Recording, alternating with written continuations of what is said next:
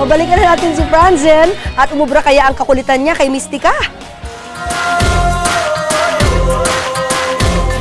Alam naman natin mga kapamilya na si Mystica kapag nasa television madaldal, galawgaw, makulit. Pero sa totoong buhay pagkatapos niya pala magtrabaho umuuwi na siya kaagad ng bahay. Sa madalit salita, hindi po siya gimmickera o homebody po siya. Ngayon po, pupunta po tayo ngayon sa kanyang pinaka-paboritong parte ng bahay. Walang iba kundi ang kwarto. Ngayon malalaman natin bakit kaya kwarto ang paboritong parte ng bahay. Hello, Mystica! Hi! Andito pala siya. So, good morning! Good morning. Ang ganda-ganda mo naman ngayon at ang sexy-sexy mo. Pero, alam mo, matanong ko lang, bakit itong kwartong pinaka-paboritong parte ng bahay? Ito yung pinaka-trip mo. Oo, kasi of course, dahil nga after ng work, gusto ko talaga mag-isa.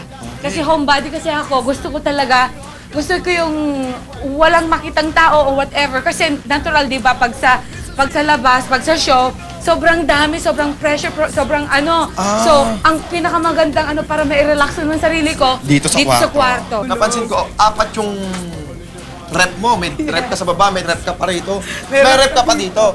Alam niyo ba mga kapamilya, dapat, di ba, pag nakita tayo ng rep sa kwarto, isipin natin kagad chocolate. Pero Hindi. ito, ano naman? Mga seafood, Manok. mga isda, mga... Bakit dito ko nagluluto sa kwarto? Hindi, ganito. Tapos mga crust, mga... Kasi ang gusto ko kasi, yung kung meron akong type na ipaluto, ayan, tawagan ko lang si Yaya, tapos ilutuan na lang ako, ganun ganyan. Si Stanley kasi mahilig sa... Tsaka medyo hindi na yata ka siya. Oo. Tsaka napansin ko may webcam ka dito. Para 4 hours open just to make sure na gusto ko talagang ipatunay sa kanya na talagang ako ay isang very loyal na asawa. Kaya 24 hours open Yes. yan. Pagdating sa Yan. sexy outfit, So, asan na yung sexy outfit? eto, pero nasa baba lahat yung iba, nandoon lahat. Pero ito, parang example lang ito ng mga sexy outfits ko, kumikintab-kintab. Pero I wanna show you talaga the real me. The real me. Tuwing lumalabas ako, like say sa Tuwing, mall, sa tuwing. palengke, Dalawang mga pakpak. ganon, exactly.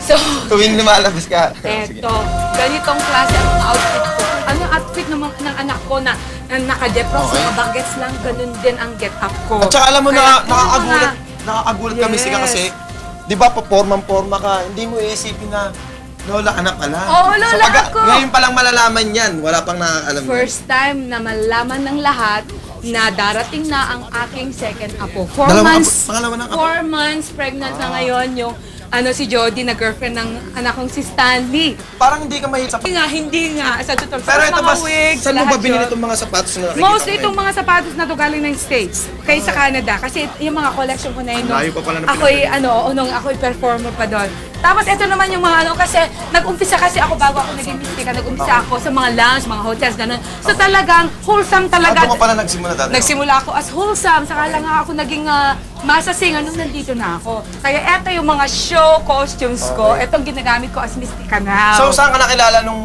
saan ka nagsimula na nakilala ka bilang Mystica? Okay, so O I was award, singing, I was singing at sa Grand Boulevard Hotel. Pero before na I came back to the Philippines, nagkaroon ako ng award doon, nag-champion ako doon sa LA. And speaking of singing, pwede mo ba kaming Yes. sampulan ngayon ng singing? Yan.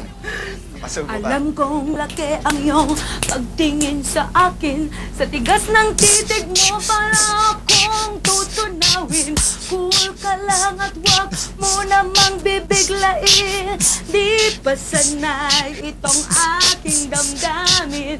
Baka biyakin mo lang itong aking puso.